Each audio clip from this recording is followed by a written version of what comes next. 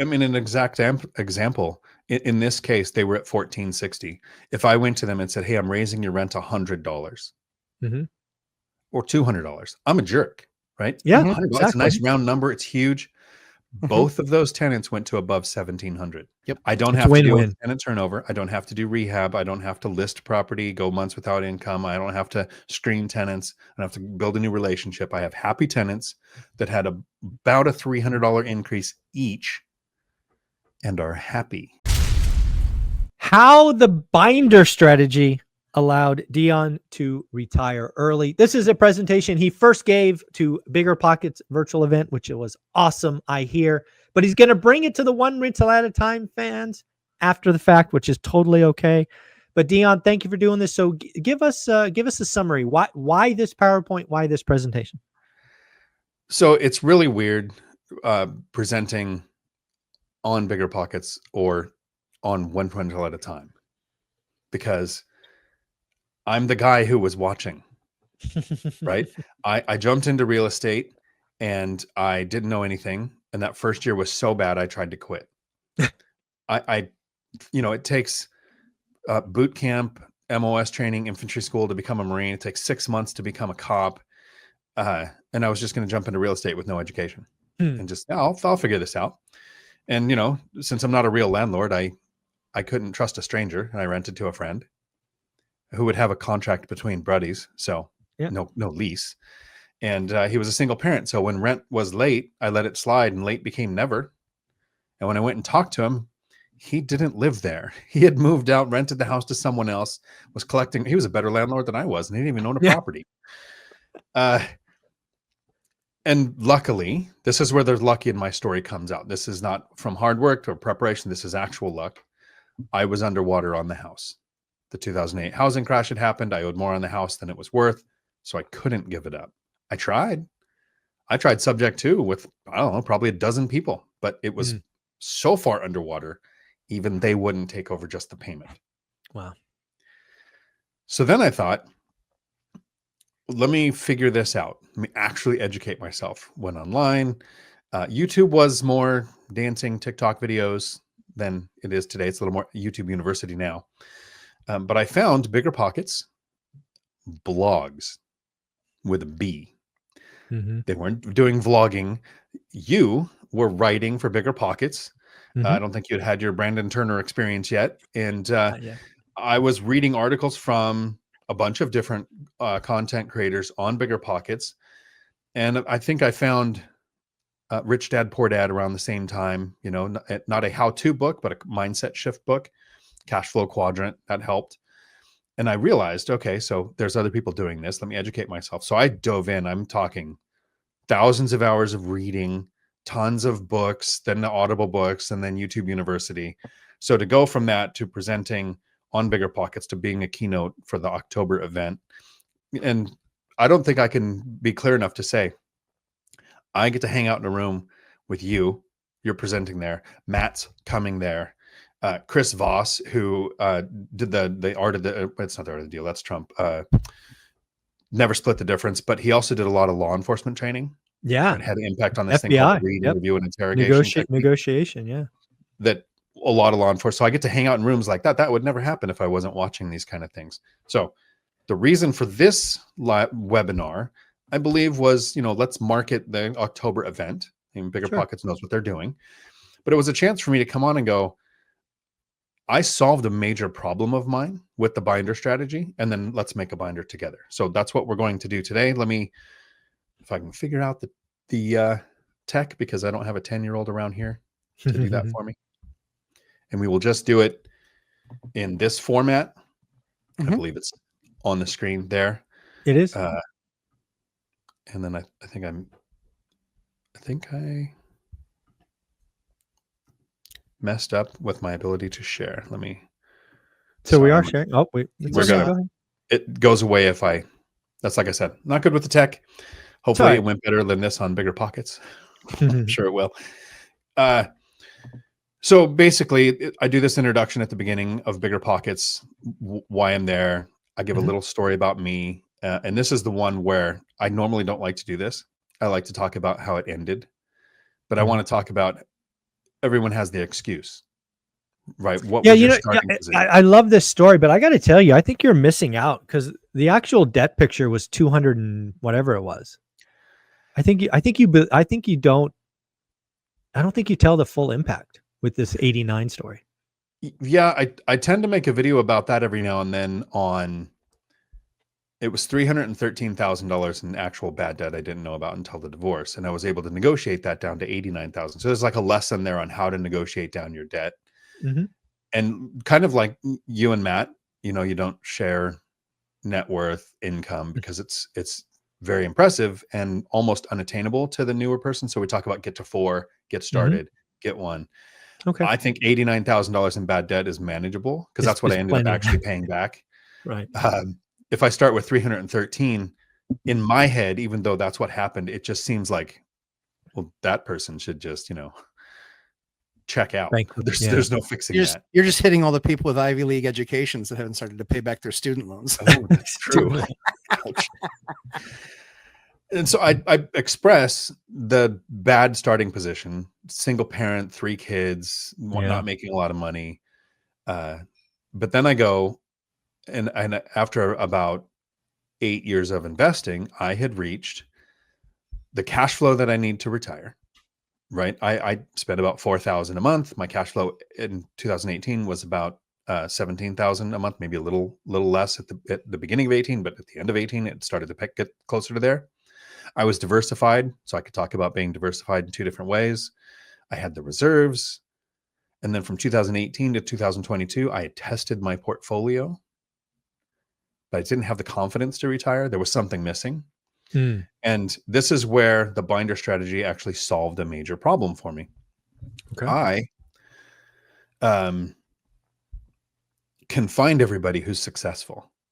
The One Rental at a Time channel, the Millennial Mike channel, the Lumberjack Landlord channel, Bigger Pockets. They bring on guests that go, look, they bring on Cody Davis, right? 30 rentals before he could buy beer.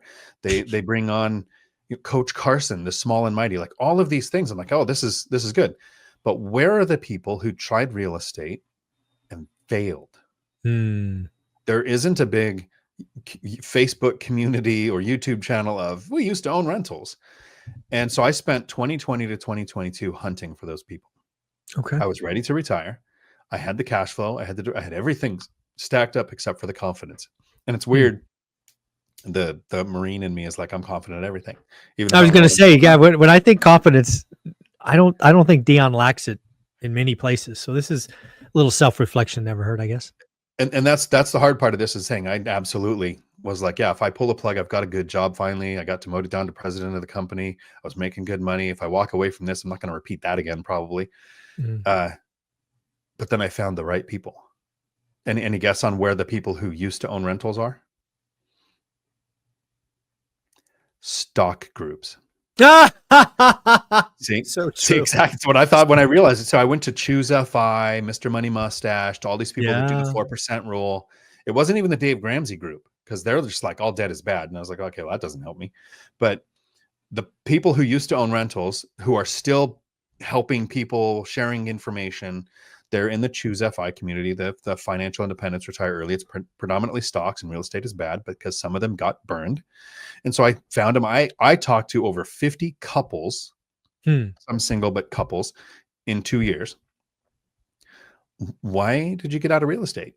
There were some that the tragedy, death, divorce, health, whatever, life, lawsuit, something, life, right? There was a few, but almost all of them made the same mistake. And you guys have probably heard me say it before. Do you any guess on what the mistake that, like, 95% of the people who used to own a rental made this mistake? Didn't raise rents. 100%. Didn't raise rents. Even Graham Stephan. Yeah. He sold rentals because he had them for 10 years, didn't raise the rents because he was making so much on YouTube. I don't need to make more money for my rentals. And he had a dawning realization. He said in one of his videos, I would have made more money with my money buried in my yard than sitting in that rental. So he sold some. And so I went across the board.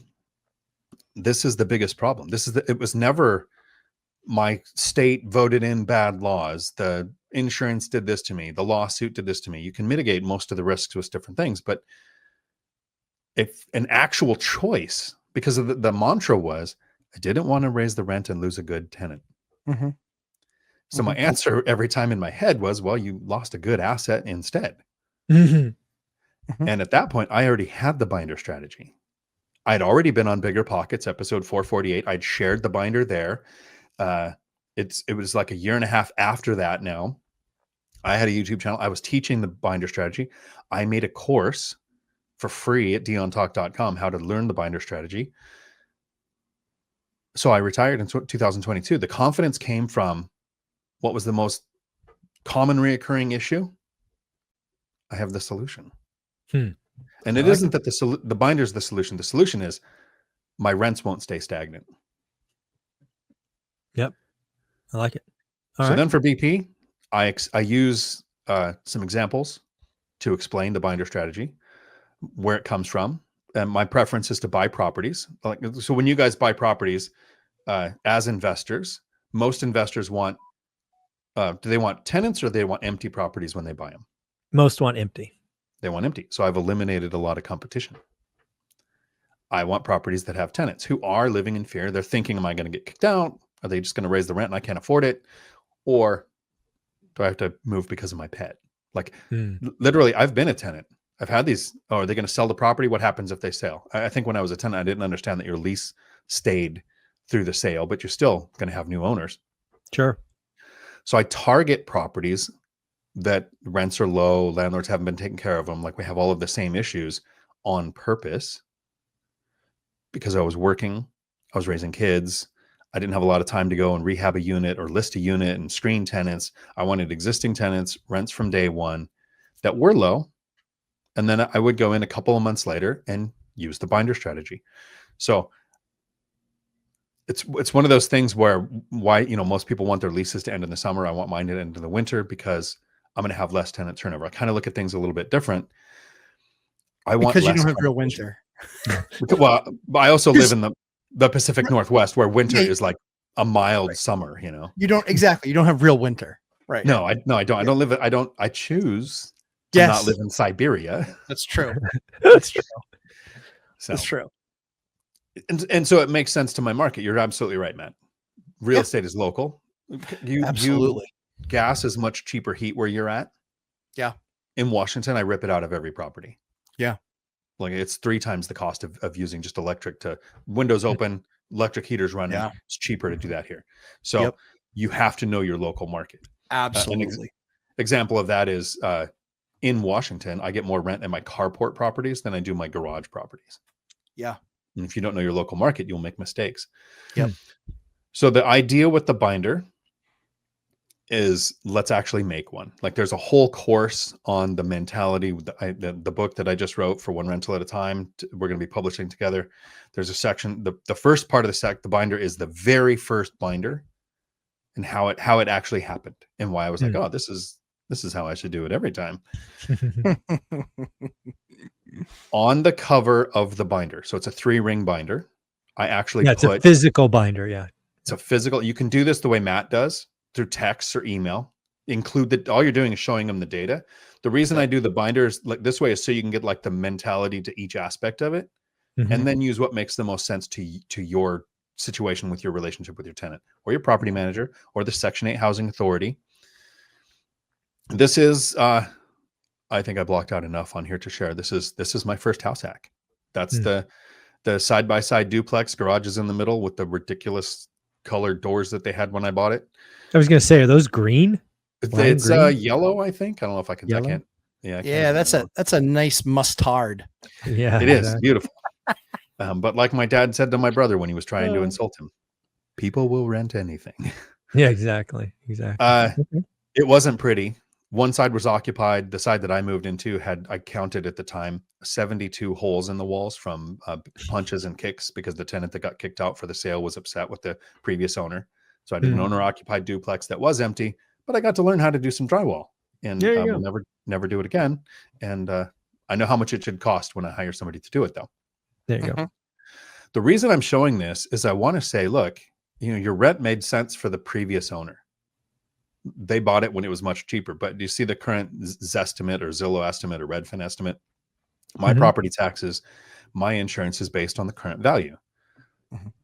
The tenant doesn't care. Right. They do not care Nope. about your expenses. Nope. If they did, a property with a mortgage would rent for a completely different amount than a paid off property. True. What I'm doing is showing this is from the interwebs. You can look this up too. Yep. Being transparent, I'm going to show you information that you can find. So that's the purpose of the front cover, but presented in a way where I'm not saying that. I don't come out and go, look, you can just go look all this up. I might reference that in the conversation, but that's not how I open. I open up with, here's the picture so they can see this is data on where they're actually living at.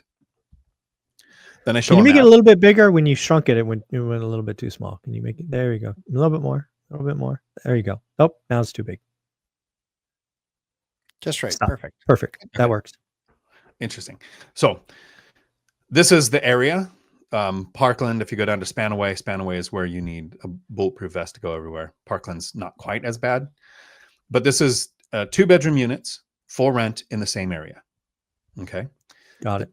The last time I talked with these tenants, the purpose of this binder, rents were they were $1,460 both sides because they had been bindered previously. Mhm. And when one chose the number, the other one said, oh, that sounds good. We'll both go there. So they're both paying $1,460 plus water. This is what rents are now. This is after the massive rent spike of 2023 when the eviction moratorium and the rent freeze went away. Rents went significantly up. There's, $2,300, $2,500, $1,700, $2,400. There's kind of a spread here of $1,700 to $2,400. Sure. So what I don't do is I don't cherry pick. I don't go and grab the 25, the 25, the 24 and go to the because they're gonna do this themselves. That's the magic of this. Exactly. I want to show transparent. You're at like 1460. Here is what the area, just a flash, snapshot of what's available in the area. And I don't know if you can see all of that. That works. Too much. Yep. Okay. So the next page, and this is literally page by page in the binder. The first one is, here's the map. So, I'm looking at your area because they're commuting from work. They've the school district. They want to make sure I'm not looking off and, in this market, 2 towns over, right? Or in the area that's more bougie. I showed the rentals around here. Here's what Section 8 will pay in this county. I think this might even be the wrong one. Did I put the wrong one? Huh. I'll have to check. No, it's Tacoma. Okay. So it is the right one. Section 8, including utilities, will pay me $2,057 as of 2025 for the place they're in. It was 1987. When I did this actual binder, it was 1987 because this was the beginning of the year. And I basically just say, look, if you move out, this is what the government will pay me for this place. Yeah. Right. And I let it sit there for a minute. Now, I'll technically, since it's a piece of paper in the binder, the 2057 will be highlighted. I'll take a yellow highlighter, draw attention. So it's because it's a lot of data. They might not even know what they're looking at, but when they go, oh, the yellow is right there, that's what I'm supposed to look at. So make it really easy for them. Then, since I live near a military base, if you live next to a college, this has just as much relevance. Because if you used your GI Bill or voc rehab from an injured military injury or parent's injury to attend college, you get paid basic allowance for housing. That's what the BAH rates are. If you go to college, you get E5 rate. That's basically a sergeant's rating. If you're in the military, if you'll notice, E1, 2, 3, and 4, it's the same amount. Because you're generally in training for 1, 2, and 3, and then you finally get to your base. It's E4 and E5 that finally starts to move off base. So I will have E5 highlighted, say if they're going to college, this is what they get paid for housing. If you're on base and you're probably, if you live here and you're living off base, you're probably an E4, E5.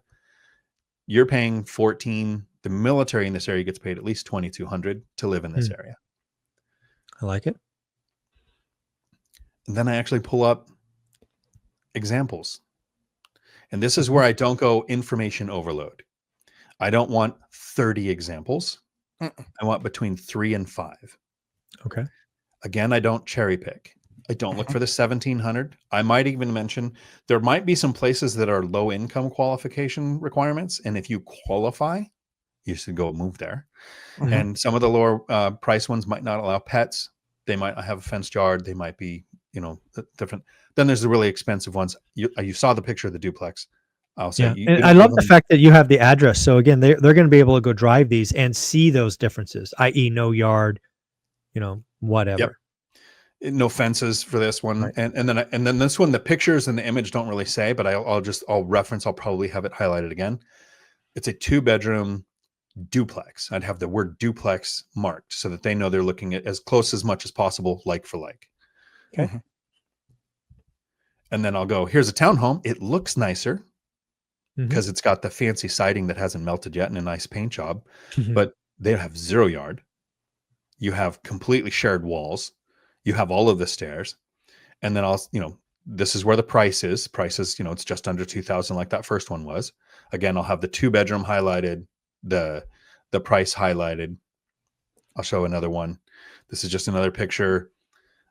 Golden Given Road is a big road around here that most people know what the price is. I'm not going for the 2,500 ones. I'm not going for the 1,700 ones. I basically do this. And then this is where the magic of it comes from. I go, slide them the binder. Mhm. What do you think is fair? Now, let me ask you this, because again, you do that right in that, or do you give it to them and come back, or? So I asked the question right then because we're not agreeing to anything or signing a lease. We're Okay. having a conversation and I go, okay, what do you think is fair? Yep.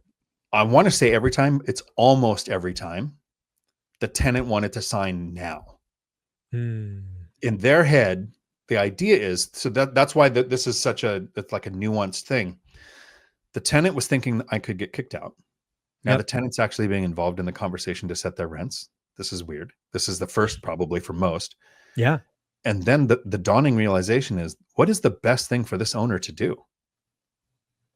Let Kick me me leave out and rent it out for more. Yep, of and get a course. ton more, right? Absolutely. Yep. So I actually might even add a little more when I slide it across and go, what do you think is fair? I'll go, look, it's not my goal to raise you to 2,200 or 2,500 like you see these other places going for. I'm not stupid. I don't want to do that. Mhm. But what do you think is fair? Yeah. We actually say we don't really care about the very top of the market, just like we don't really care about the very bottom of the market. You're not going to live at the top and you're not going to live at the bottom. You're going to want to live somewhere nice in between, safe, clean, and that you already have that here. Yep. That's one of the things we add for sure. Yeah. Because we want them to toss out that top and bottom number. Mm-hmm. Because more than likely people will be attracted to the bottom number and then they're willing to forgive things, but they don't understand what they're really forgiving. Usually you're giving up safety. Usually you're giving up convenience, traffic, and exactly all of these things. Yeah, for sure. Yeah. Like it. So again, this whole binder strategy was that missing confidence link for you. Back to the opening slide, that little missing it's I mean, there's a couple things. One, I got to litmus test for 4 years. Mm-hmm. For 4 years, I didn't touch a paycheck. I built reserves. I was saving more of the rental income than I was living on. Right. I had all of those examples, but it was, if the most common thing that made people used to own rentals was the rents not going up. My brother just used the binder for the first time a couple of months ago. He had tenants with the same rent since 2006. Oh my goodness. And rent control was threatened in Washington. So he was like, hey, how does this work? And he went and did it 3 times without raising the rent, just on existing tenants to learn how to talk to people with this strategy and get confident with it. Then he went and did it with the tenants who needed the rent changed and had good success. I think it was like a 300 and something increase on each one. He's still far below area average, but the tenants are happy with the big increase, and he's closer to where he needs to be with the rent. Sure. That's, to me, this is absolutely where the confidence came from.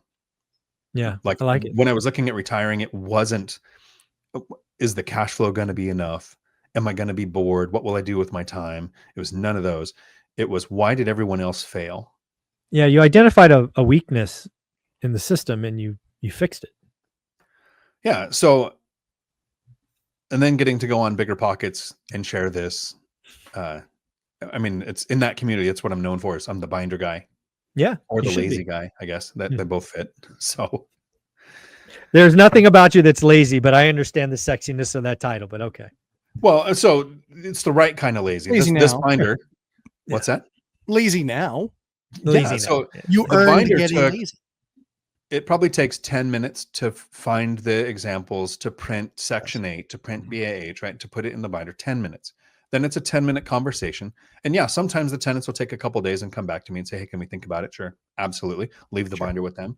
I'm not trying to pressure. I'm not trying to hide anything. I want them to look up the data too. I've never had a tenant ask for the rent to stay the same or go down. I've had tenants ask for it to go up too much. I've had tenants ask for it to go up too little, and then we continue the conversation. I've had one time where it failed, and it was the best possible outcome. Yes. They moved. Yes. And I was like, oh, now I'm making that one it's literally $980 more a month with new tenants because they had a den. I added a closet for $700 and it was almost $1,000 more in rent. So I'm super happy those remote workers were able to relocate to a cheaper area.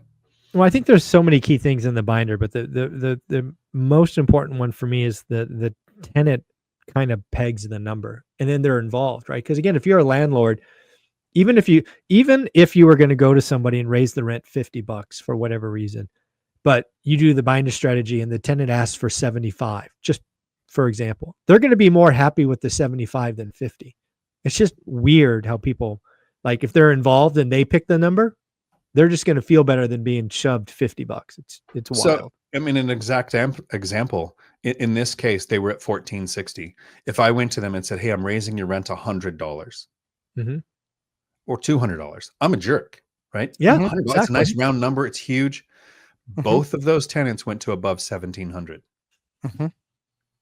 Yep. I don't have to deal with tenant turnover. I don't have to do rehab. I don't have to list property, go months without income. I don't have to screen tenants. I don't have to build a new relationship. I have happy tenants that had about a $300 increase each and are happy. Yeah, that's the key. That's the key. One more time, where can they find this free training that's actually been out there for years, but I'm sure there's new viewers that want to go check it out? Yep. The website is deontalk.com. And you can get the free binder courses there. If you sign up for the binder course, inside I have the spreadsheet that I run my properties on. I also have my seller finance information from research in there. All of that's for free. You guys have made courses, it's about 10 grand. Did you just put one together? I have it out there for free because that one helps the landlord and the tenant. I like it. Matt, where can people find you? Lumberjack Landlord Thursday nights. We are making lots of progress now. The jail's moving forward. I bought 3 properties this weekend and we sold 1. So wow, still buying, still growing. Still growing. If the deal works, it works. Doesn't matter what else is going on. So yeah, we've got we're growing. We got a lot of stuff we're doing now. The summer season hit hard. We're seeing what we're seeing with vacancies and longer times in getting units rented. But no real depression in the house sold for $20,000 over asking. Wow. So yeah, we talk about all that stuff, kind of the day to day of this is what I do, and that's what I do. I do that day to day, 9 p.m. Thursday nights Eastern time on Lumberjack Landlord. And Dion, where do they find you? Right here on YouTube, Dion Talk Financial Freedom, where if enough people leave comments, you might see me on Bigger Pockets more. Get them on Bigger Pockets. Yes. Thanks.